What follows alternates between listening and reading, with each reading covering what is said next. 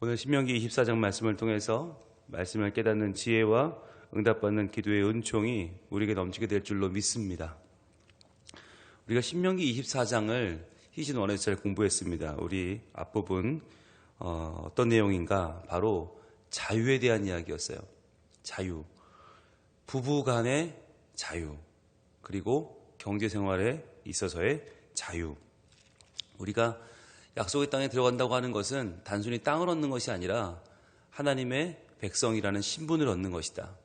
하나님의 백성은 거기에 따른 자유가 있다. 그 자유를 서로 지켜주어야 하고 또 그 자유를 쟁취해야 되고 그 자유인으로서의 삶을 살아야 된다는 내용이 24장의 주요 내용이었는데, 오늘은 이제 그 바로 뒷부분 8절과 9절 말씀을 통해서 우리가 성경 말씀을 읽을 때 어떻게 구약 속에서 예수 그리스도를 발견할 수 있을까? 여러분, 이게 참 중요한 주제거든요. 우리가 복음서에서는 예수님이 직접 나타나시니까 참 쉬워요. 예수님을 발견하기가. 그리고 서신서나 역사서, 신약에서 예수님 발견하는 것은 어느 정도 쉬워요. 왜냐하면 사도들이 예수님 이야기를 하고 있기 때문에, 예수님의 부활에 대해 증거하고 있기 때문에, 그리고 계시록은 다시 오실 예수님을 말씀하고 있기 때문에 우리가 신약에서는 예수님 발견하기가 쉬운데, 문제는 구약이죠. 구약의 내용들은 율법이고 이것은 무엇을 해라 하지 말라는 말씀으로 가득 차 있는데, 이 가운데서 어떻게 예수님을 발견할 수 있을까? 이게 우리의 과제거든요. 그런데 여러분, 구약이 누구에 대한 기록입니까? 오실 메시아이신 예수님에 대한 기록이에요. 우리가 구약을 예수 그리스도를 빼놓고 읽으면 구약은요, 도덕법에 불과합니다. 예수님이 빠진 구약은 우리에게는요, 굉장히 힘든 삶의 경지를 나타내 보여주는 그냥 종교적인 경전에 지나지 않아요. 그러면 우리가 그런 경전을 따라 살 수 있을까? 나는 그렇게 살 수 있는 사람인가? 여기에 대해서 누구도 자신할 수 없고요. 그렇다면 우리가 구약을 읽는 의미는 무엇인가? 여기서 절대적으로 우리가 중요한 것은 구약 속에서 예수님 발견하는 것이 굉장히 중요합니다. 그래서 우리가 구약을 읽을 때 정말 어떤 본문을 읽어도 그 본문 속에서 예수님을 발견할 수 있도록 기도하는 마음으로 읽으셔야 돼요. 그런데요, 그러면 보여요. 하나님께서 구약의 하나님 다른 분이고 신약의 하나님이 다른 분이 아니거든요. 같은 우리의 한 아버지께서 주시는 말씀이기 때문에 우리는 구약 속에서도 예수님을 발견할 수 있고 또 발견해야만 합니다. 그렇다면 어떻게 발견할 수 있을까? 오늘 8절과 9절 두 절을 본문으로 해서 우리가 좀 그 은혜를 찾아보려고 합니다. 먼저 8절 말씀 보겠습니다. 너는 나병에 대하여 삼가서 레위 사람 제사장들이 너에게 가르치는 대로 내가 힘써 다 지켜 행하되 너희는 내가 그들에게 명령한 대로 지켜 행하라. 이렇게 말씀하시죠. 자, 나병 동그라미 하시고요. 나병이 뭔가요? 나병은 이것이 우리의 지금 알고 있는 한센시 병, 문둥병과 동일하게 볼 수는 없어요. 왜냐하면 우리가 이미 공부한 것처럼 성경에 나오는 나병은 사람 모여만 생기는 게 아니고 집안에도 생기잖아요. 집안에 생기는 곰팡이도 다 같이 취급을 합니다. 또 이게 곰팡이가 몸에 생겨서 발생하는 나병이라기보다는 피부병에 가까울 때도 많이 있고, 그래서 나병이라고 하는 원어를 보면 차라아트라는 단어인데, 이 히브리어 차라아트는 치다라는 뜻이 있어요. 치다. 누군가가 나를 친 거예요. 그러니까 이것은 벌을 받은 거예요.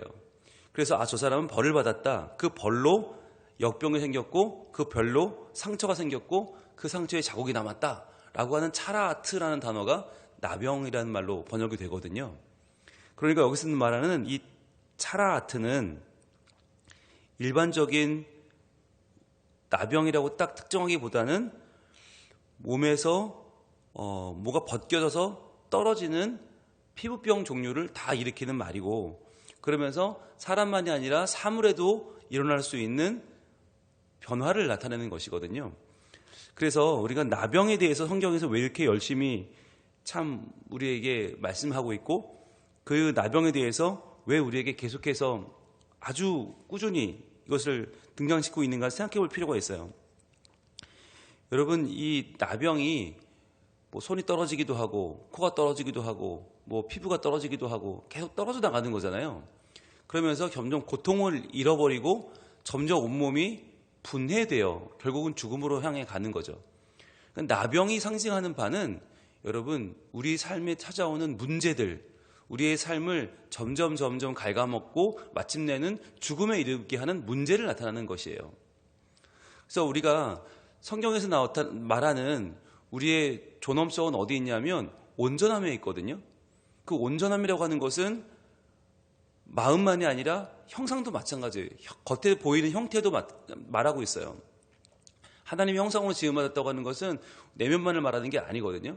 그런데 우리 내면과 외면이 다 같이 강건해야 되는데 우리의 외형이 점점 부서지고 떨어져 나가고 결국은 죽음에 이르게 되는 이 나병은 구약에서 왜 자주 등장하는가? 여기서 우리 뭘 봐야 되는가? 바로 우리의 가장 큰 문제, 즉 죽음의 문제를 봐야 돼요.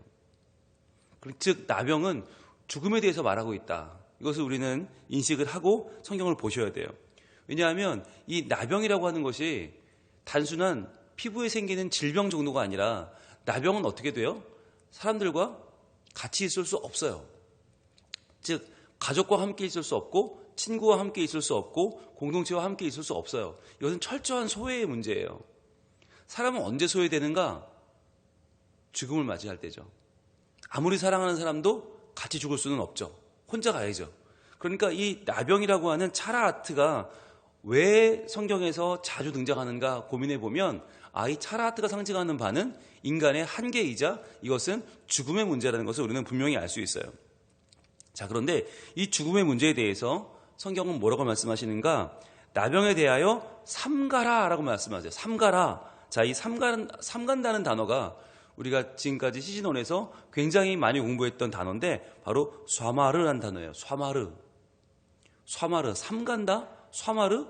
어떻게 연결될까요? 쏴마르는 경계한다는 뜻도 있지만 경계한다보다 더 중요한 단어는 지킨다는 단어예요. 지키다, 간직하다. 즉 그러니까 나병에 대하여 삼가라 하는 이야기는 나병에 대해서 경계하라는 말도 되지만 더 중요한 건 나병을 지켜내라, 간직하라는 말이 돼요. 죽음에 대해서 죽음의 문제, 죽을 수밖에 없는 인간의 문제를 경계하는 건 이해가 되는데 왜 하나님은 이것을 지켜내라고 하시고 간직하라고 하시는가? 왜냐하면 여러분, 인간이 죽음을 잊어버리면 그때부터는 인간답게 살 수 없어요.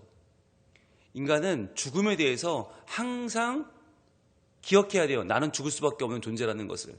나는 차라아트, 나는 떨어져 나갈 수밖에 없는 존재고 나는 그래서 소외될 수밖에 없는 존재고 결국 나는 홀로 죽을 수밖에 없는 존재라는 것을 여러분 기억하셔야 돼요. 그걸 잃어버리면 이 땅에서 나는 영원히 살 것처럼 생각하면서 마치 내 욕망을 계속해서 불려나가다가 남들 해코지하고 내 인생 갉아먹다 결국 죽고 말아요. 그래서 나병에 대해서 삼가라는 말씀은 네가 죽을 수밖에 없는 존재라는 것을 기억하고 그 죽음에 대해서 항상 간직하며 살아라. 죽을 수밖에 없는 존재라는 것을 기억하라는 건데, 자, 그러면 그렇게 기억하는 방법이 뭐냐? 바로 레위 사람 제사장들이 너에게 가르치는 대로 내가 힘써 다 지켜 행하되 너희는 내가 그들에게 명령한 대로 지켜 행하라. 즉 우리가 죽음에 대해서 기억하고 이 죽음을 하나님 앞에서 잘 삼갈 수 있는 방법이 뭐냐? 우리가 죽을 수밖에 없는 존재인데 어떻게 이 땅에서 그럼 잘 살 수 있는가? 여러분, 잘 죽는 방법이 잘 사는 거거든요. 잘 살려면 잘 죽어야 되거든요. 어떻게 할 수 있는가? 바로 하나님께서 하나님의 사람들인 레위 사람들, 제사장들에게 말씀을 주신 대로 네가 힘써서 다 지켜서 행해야 한다는 거예요. 그들에게 명령한 대로 지켜 행하라.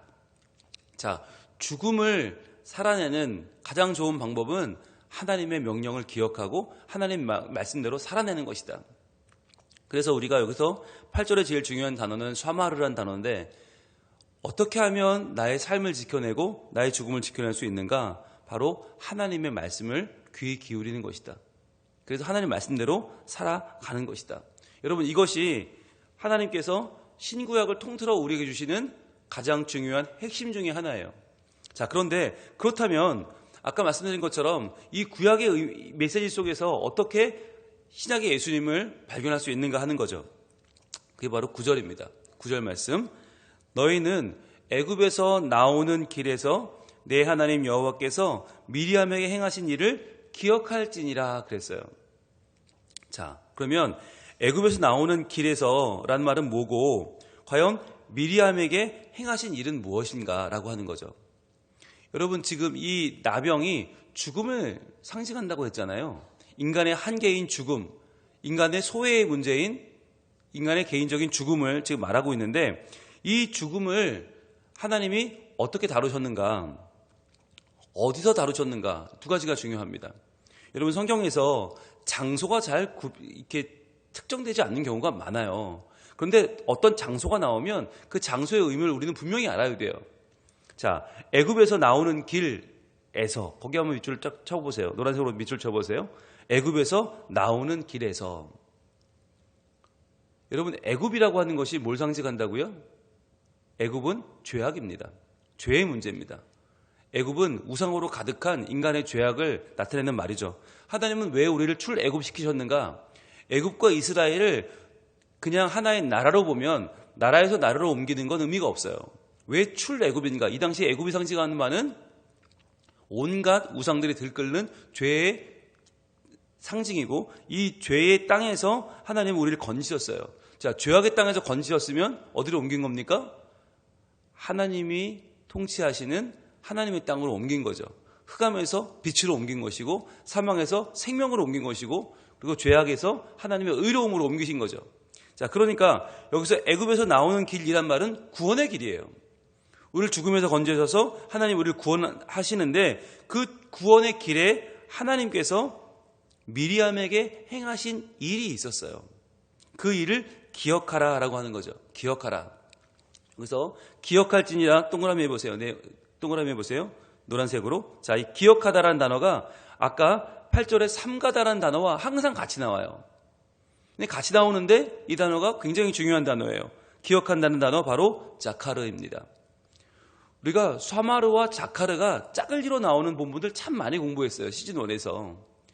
즉 우리의 삶을 지켜내고 간직하고 경계하는 방법이 뭐냐? 그것은 바로 기억하는 것이다. 그래서 샤마르가 가능하려면 항상 자카르가 따라오는데 이 두 가지가 중요한데 그렇다면 미리암에게 행하신 일이 무엇인가를 우리 한번 다시 봐야겠죠. 민수기 12장으로 갑니다. 민수기 12장. 자, 애굽에서 나오는 길에 무슨 일이 벌어졌나?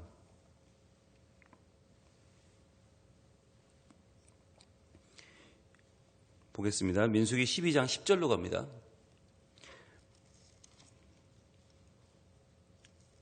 자, 애굽에서 나오는 길이란 말을 계속 기억하셔야 됩니다. 하나님이 우리를 구원하실 때 어떤 일이 벌어지는가? 여러분, 애굽에서 나오는 길이면 하나님이 우리를 구원하시면 그 중간에는 어떤 일이 벌어져야 됩니까? 우리의 모든 문제가 해결되고 하나님의 이름은 높아지고 우리의 모든 것이 다 변화되고 얼마나 아름다운 일들이 벌어져야 됩니까? 그런데 그게 아니에요. 민수기 12장 10절에 보시면 우리 같이 읽어볼까요? 시작. 구름이 장막 위에서 떠나갔고 미리암은 나병에 걸려 눈과 같더라. 아론이 미리암을 본즉 나병에 걸렸는지라 그랬어요. 자, 여기서 나병에 걸려 눈과 같더라. 나병 동그라미 해보시고 그 다음에 아론이 미리암을 본즉 나병에 걸렸는지라. 나병에 동그라미 해보시고 연결해 보세요. 나병이 2번 나와요. 반복해 나와요.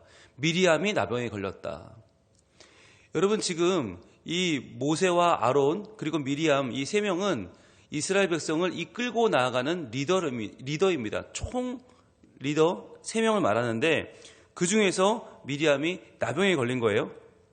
게다가 이 나병에 걸릴 때 분위기를 보여주는 제일 중요한 단어는 구름이 장막 위에서 떠나갔다는 거예요. 구름이 상징하는 바는 하나님의 임재입니다. 즉 하나님의 임재, 하나님이 항상 함께 하셨기 때문에 그들은 광야 생활 가운데 죽지 않고 살 수 있었죠. 그런데 구름이 떠나갔단 말이에요.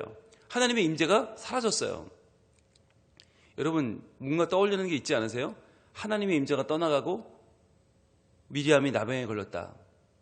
그런데 이것은 우리의 구원의 상황 속에서 벌어진 일이다. 무엇을 보여주는 걸까요?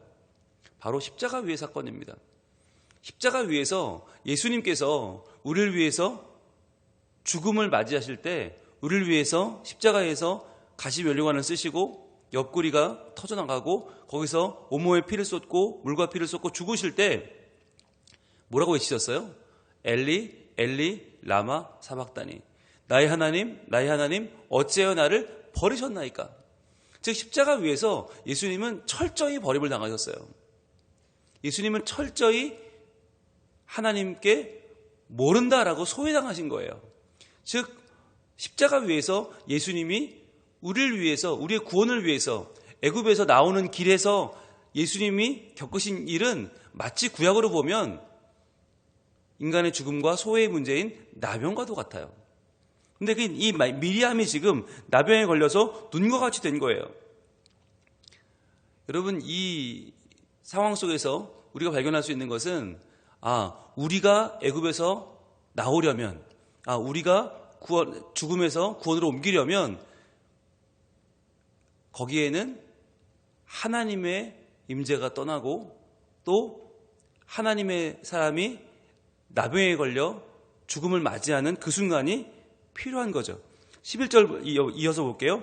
아론이 이에 모세에게 이르되 슬프도다 내 주여, 우리가 어리석은 일을 하여 죄를 지었으나 청하건대 그 벌을 우리에게 돌리지 마소서.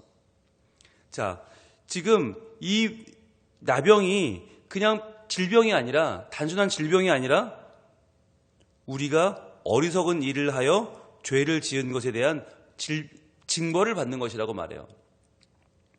즉 예수님께서 십자가에 죽으신 것은 단순한 예수님이 잘못을 해서 문제를 일으켜서 죽은 게 아니에요. 이것은 우리가 저지른 어리석은 일에 대한 하나님의 징벌을 예수님이 받으신 거예요. 자, 그리고 12절, 그가 살이 반이나 썩어 모태로부터 죽어서 나온 자 같이 되지 않게 하소서. 자, 지금 그의 몸에서, 미리암 몸에서 뭔가 계속 떨어져 나가고 있는 거예요. 그래서 그게 살이 발이나 벌써 썩어버렸어요. 인간이 죽음을 향해서 가는 모습들을 보여주고 있는 거죠. 자, 이게 우리가 구원받기 위해서 거쳐야 하는 과정이라는 거예요. 모든 사람들이 내가 그 죽음의 대가를 치르지 않으면, 내가 어리석은 일을 한 죄에 대한 징벌을 받지 않으면 우리는 구원받을 수가 없다. 그런데 여러분 이게 우리에게 가능한 일입니까? 내가 그 죄값을 치를 수 있습니까? 없잖아요. 없기 때문에 여기서 그 다음 13절이 등장합니다. 모세가 여호와께 부르짖어 이르되 하나님이여 원하건대 그를 고쳐 주옵소서. 즉 우리 인간은 우리의 죄값을 치를 수가 없어요. 우리가 그 죄를 지은 것에 대한 내 몸으로 그 징벌을 받을 수가 없어요. 그럴 때 14절 여호와께서 모세에게 이르시되 그의 아버지가 그의 얼굴에 침을 뱉었을지라도 그가 이레 동안 부끄러워하지 않겠느냐. 그런즉 그를 진영 밖에 이레 동안 가두고 그 후에 돌아오게 할지니라 하시니. 자, 보세요. 하나님은 지금 뭘 요구하시는 거죠? 죄의 문제, 인간의 죄의 문제에 대해서 하나님은 분명히 대가를 지불해야 됨을 말씀하고 있습니다. 여러분 이게 우리가 이해가 안 되는 게 애굽에서 나오는 길이라면서요. 이게 구원받는 길이라면서요. 그러면은 하나님은 그냥 구원해 주면 되지. 왜 하나님은 나병이라고 하는 대가를 치르라고 하시는가? 우리가 감당할 수 없는 이 대가를 하나님 어떻게 치르라고 말씀하시는가? 근데 하나님 뭐라고 말씀하세요? 아니, 나병이라고 하는 대가를 이래 동안 치르지 않으면 너희는 애굽에서 나와 약속의 땅으로 갈 수 없다는 거예요. 자, 그렇기 때문에 하나님은 이 미리암이 이 징벌을 받아야 됨을, 이 이래 동안 하나님이 그를 외면하시고 그를 철저히 소외시킬 것을 말씀하고 있죠. 15절입니다. 이에 미리암이 진영 밖에 이래 동안 갇혀 있었고 백성은 그를 다시 돌아오게 하기까지 행진하지 아니하다가, 자, 미리암이 나병에 걸려서 이래 동안 진영 밖에 있는데 그러면 그녀를 버리고 가나? 아니요. 기다리는 거예요. 행진하지 않고 기다리면서 그녀가 그 대가를, 우리의 죄의 대가를 그녀가 다 치를 때까지 기다리는 거죠. 그러면서 16절에 보시면 그 후에 백성이 하세롯을 떠나 바란 광야에 진을 치니라. 이제 행진을 시작합니다. 이 이야기는 뭐죠? 미리암이 치유되었다는 거죠. 그 모든 대가를 치르고 미리암이 돌아와서 미리암과 함께 지금 백성은 하세롯을 떠나 바란 광야에 진을 쳤다. 즉 출애굽의 본격적인 여정이 시작되고 있는 것입니다. 여러분, 이 이야기가 우리에게 보여주는 것은 단 하나예요. 뭐냐면 왜 예수님이 십자가를 져야 되는가 하는 거예요. 아니, 우리가 죄를 지었는데 하나님이 죄인인 우리를 구원하시려면 그냥 십자가 없이 구원할 수 있잖아요. 하나님은 전능자이시니까. 죄를 지은 우리를 하나님이 용서해 주면 돼요. 그리고 그냥 받아주면 돼요. 그런데 하나님은 왜 십자가, 왜 예수님을 죽음으로 몰아가셨는가 하는 거예요. 왜 예수님은 죽었다가 부활하셔야만 했는가? 바로 애굽에서 나오는 길에는 반드시 죽음이라는 대가가 필요한데 그 죽음은 나병이라고 하는 것이 상징하는 철저한 소외의 시간이 필요하다는 거예요. 그런데 이것을 감당할 수 있는 인간이 없어요. 그래서 우리는 미디암처럼 다 우리의 죄가 있다고 해서 나병에 걸릴 수도 없고 그 나병에 걸려 살이 반 이상 썩을 수도 없고 그렇게 죽음을 맞이하다가 이래가 지난 뒤에 진영으로 돌아올 수 없어요. 그래서 예수님이 우리를 위해서 십자가를 지신 것입니다. 우리가 다 감당해야 될 이 모든 죄의 삭슬 내가 감당할 수 없으니 우리가 모두 이것을 감당할 수 없으니 우리를 위해서 대신 나병에 걸리시고 대신 살이 반이나 썩으시고 대신 하나님께 철저히 소유받으시고 하나님의 영광의 임재가 사라지는 것을 철저히 경험하신 분이 바로 예수님인 거예요. 그래서 오늘 본문에 이 미리암에 대한 일을 기억하라고 하나님 말씀하십니다. 기억하라. 자카르. 왜 기억하라고 말씀하시는가? 이 일 속에서 우리는 예수 그리스도를 떠올릴 수 있고 이 일 속에서 우리는 내가 받아야 할 철저한 죄의 대가를 이렇게 치렀어야 되는데 내가 치르지 않고 대신 치르신 예수 그리스도를 기억할 수 있기 때문이에요. 그러니까 오늘 말씀을 한마디로 요약하면 우리는 죄에 대하여 반드시 죽어야 해요. 그래서 그 죽음의 문제, 나병을 하나님은 삼가라, 쇠마라 하라. 그 죽음에 대해서 늘 기억하고 그 죽음을 늘 붙잡고 그 죽음을 간직하라고 말씀하세요. 그런데 그 죽음은 내가 해결할 수 없죠. 미리암에게 하나님이 행하신 일을 기억함으로 애굽에서 나오는 길에서 미리암에게 행하신 하나님의 일을 기억함으로 우리는 예수님을 떠올릴 수 있고 내가 받아야 될 징벌을, 내가 받아야 될 죽음의 문제를 내 대신 해결하신 예수 그리스도. 그래서 예수님이 나를 위해서 고난당하시고 십자가 지시고 죽으시고 부활하셔서 내 모든 죽음의 문제를 해결하셨고 내가 대가로 지불했어야 될 내 삶의 모든 가치를 예수님이 대신 내어주시고 대신 그 대가를 치르셨다는 것을 우리는 기억해야만 하는 거예요. 그러니까 미리암은 지금 자기 혼자만의 죄를 위해서 이 나병에 걸린 게 아니에요. 그 당시 사실 아론도 범죄했고 미리암도 범죄했고 게다가 모세에 대하여 대항했던 사람들은 이 둘만이 아니라 모든 이스라엘 백성들이었어요. 근데 하나님은 모든 이스라엘 백성을 다 나병에 걸리게 하지 않으시고 또 모세에게 대적했던 아론과 미리암을 다 걸리게 하지 않으시고 미리암만 나병에 걸리게 하세요. 이건 뭐냐? 한 사람이 공동체를 위해서 한 사람이 모든 일을 대신해서 벌을 받고 그 벌을 통해서 하나님의 용서가 그 공동체에 임하는 것을 보여주신 것입니다. 여러분, 우리도 사실 미리암보다 나은 게 뭐가 있습니까? 불순종하고 나를 위해 살고 하나님의 일이 하나님 방법으로 진행되는 것을 우리는 다 거부합니다. 하나님 저만 봐주세요. 하나님 저만 사랑해 주세요. 하나님 저만 챙겨주세요. 우리는 미리암 이상으로 하나님께 늘 내 자신을 드러내기를 좋아하고 내 자신의 요구를 주장하는 죄인들이에요. 그러나 하나님은 우리를 모두를 미리암처럼 대우하지 아니하시고 대신 예수 그리스도께서 우리를 위하여 오시고 죽으심으로 우리를 오늘 하나님은 용서하시고 받아주시고 사랑하시고 다시금 우리의 신앙의 여정을 걸어가게 하신다고 하는 것입니다. 그래서 우리가 성경을 읽을 때 항상 예수님을 염두에 두고 읽으면 모든 본문이 그렇게 은혜가 될 수 없어요. 하나님이 나를 위해서 정말 오래전부터 나의 구원을 계획하셨구나. 이게 신약시대에 예수님 오셔서 갑자기 벌어진 구원이 아니라 저 구약시대부터, 저 창세기부터, 저 모세오경부터 정말 하나님의 구원의 계획은 꾸준히 진행되어 와서 이것이 예수 그리스도로 절정을 이루고 이분이 나의 구원을 온전히 이루셨구나라는 것을 알 수 있게 되는 것이죠.